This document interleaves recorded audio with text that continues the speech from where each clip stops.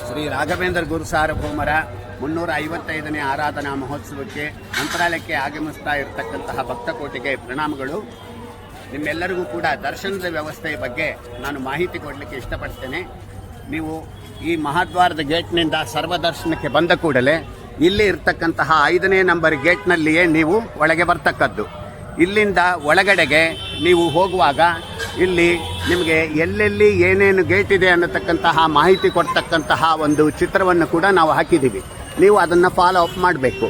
ಮತ್ತು ಒಳಗಡೆ 5ನೇ ನಂಬರ್ ಗೇಟ್ನಲ್ಲಿ ನೀವು ಹೋಗುವಾಗಲೇ ನಿಮಗೆ ವಯೋವೃದ್ಧರು, ದಿವ್ಯಾಂಗರು, ಮಕ್ಕಳ ತಾಯಂದಿರು, ಅನಾರೋಗ್ಯ ಪೀಡಿತರು ಯಾರಾದರೂ ಇದ್ದ ಪಕ್ಷದಲ್ಲಿ ನೀವು ಅವರಿಗೆ ಮಾಹಿತಿ ಕೊಡಬೇಕು ಅಲ್ಲಿ ಇರೋ ಗಾರ್ಡ್ಗಳಿಗೆ.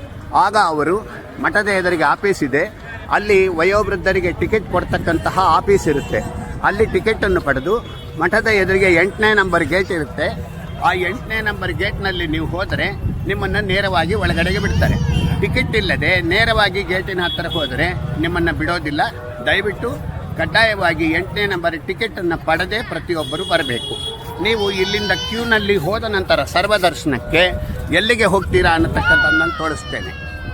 ನಲ್ಲಿ ಕ್ಯೂನಲ್ಲಿ ಬಂದಂತಹ ಭಕ್ತರು ನೀವು ಮಂಚಾಲಮ್ಮನವರ ಗುಡಿ ಎದುರುಭಾಗದಲ್ಲಿರ್ತಕ್ಕಂತಹ ಬ್ರಿಡ್ಜಿನಿಂದ ಈ ಕಲ್ಪತರು ಕ್ಯೂ ಕಾಂಪ್ಲೆಕ್ಸ್ ಅನ್ನು ಪ್ರವೇಶಿಸುತ್ತೀರಿ.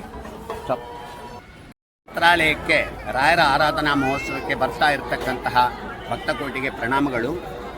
ಸೇವಾ ಟಿಕೆಟ್ ಪಡೆದಂತಹ ಸೇವಾಕರ್ತರಿಗೆ ಮತ್ತು ಡೊನೇಷನ್ ಟಿಕೆಟ್ ಪಡೆದಂತಹ ಸೇವಾಕರ್ತರಿಗೆ ದರ್ಶನದ ವ್ಯವಸ್ಥೆ ಹೇಗೆ ಅನ್ನತಕ್ಕಂಥದ್ದರ ಬಗ್ಗೆ ನಾನು ಮಾಹಿತಿ ಕೊಡ್ತಾ ಇದ್ದೀನಿ. ಮಠದ ಎದುರುಭಾಗದಲ್ಲಿ ತಾವು ಗಮನಿಸಬಹುದು 12ನೇ ನಂಬರ್ ಗೇಟ್ ಇದೆ. ಇಲ್ಲಿ ಸೇವಾ ಟಿಕೆಟನ್ನು ಮಠದ ಎದುರುಭಾಗದಲ್ಲಿಯೇ ಕೌಂಟರ್ಗಳು ಇದ್ದಾವೆ. ಅಲ್ಲಿ ಟಿಕೆಟ್ ಪಡೆದಂತಹ ತಾವು ಈ 12ನೇ ನಂಬರ್ ಗೇಟ್ನ ಮುಖಾಂತರವೇ ದರ್ಶನಕ್ಕೆ ಬರಬೇಕು. ಮಠದ ಎದುರುಭಾಗದಲ್ಲಿಯೂ ಕೂಡ ಡೊನೇಷನ್ ಕೌಂಟರ್ ಇದೆ. ಇಲ್ಲಿ ಕೂಡ ಡೊನೇಷನ್ ಟಿಕೆಟ್ ಪಡೆದಂತಹವರು ನೀವು 12ನೇ ನಂಬರ್ ಗೇಟ್ ಮೂಲಕವೇ ದರ್ಶನಕ್ಕೆ ಬರಬೇಕು. ಮತ್ತೊಂದು ಮುಖ್ಯ ವಿಷಯ ಏನೆಂದರೆ, ಯಾರನ್ನೇ ಆಗಲಿ ಇದುವರೆಗೆ ಇದ್ದಂತೆ ಮಠದ ಮುಖದ್ವಾರದಲ್ಲಿ ಯಾರಿಗೂ ನೇರ ಪ್ರವೇಶ ಇರೋದಿಲ್ಲ ಮತ್ತು ಮಠದ ಒಳಭಾಗದಲ್ಲಿಯೂ ಕೂಡ ಯಾರಿಗೂ ದರ್ಶನದ ದ್ವಾರಗಳು ಇರೋದಿಲ್ಲ. ಮಠದ ಹೊರಭಾಗದಲ್ಲಿಯೇ 4 ರೀತಿಯ ದರ್ಶನದ ವ್ಯವಸ್ಥೆಯ ದ್ವಾರಗಳು ಇರುತ್ತವೆ. ಮಠದ ಒಳಭಾಗದಲ್ಲಿ ಎಲ್ಲಿಯೂ ಕೂಡ ನೀವು ದರ್ಶನಕ್ಕೆ ಆ ದ್ವಾರ ಎಲ್ಲಿದೆ ಅನ್ನತಕ್ಕಂಥದ್ದನ್ನು ಹುಡುಕಿಕೊಂಡು ಹೋಗಬೇಡಿ. ಪ್ರತಿಯೊಬ್ಬರು ಮಠದ ಹೊರಭಾಗದಿಂದಲೇ ದರ್ಶನಕ್ಕೆ ಬರಬೇಕು. ಮಠದ ಒಳಭಾಗದಲ್ಲಿ ಎಲ್ಲಿಯೂ ದ್ವಾರ ಇರೋದಿಲ್ಲ ಅನ್ನೋದನ್ನು ತಾವು ಮುಖ್ಯವಾಗಿ ಗಮನಿಸಬೇಕು.